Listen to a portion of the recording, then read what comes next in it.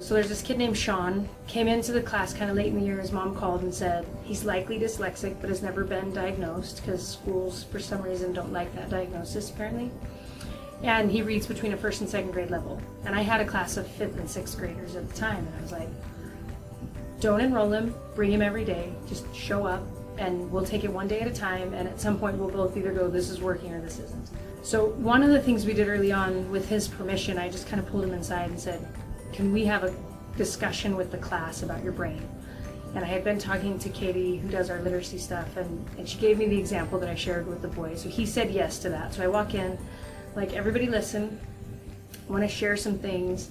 And I talked about Sean and his brain, and one of the examples she gave was like, our brain is like cups that have juice in them, and Sean doesn't have enough juice to get to all the cups when it comes to reading. I was like, and they could like understand that. And at the same conversation, I was like, and he's killed an elk, because that gave him some street credibility to this classroom full of boys. And he came in, and the second week when his mom picked him up, he's like, Mom, they like me. And the place where the armor came off was he had never engaged with computers. And I think it was this reading, because they're letters, computers have letters.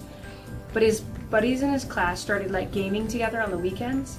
And he knew, and he was even chatting, like he would chat and he'd spell everything wrong. But he knew they loved him, like period. And he knew they knew that about him.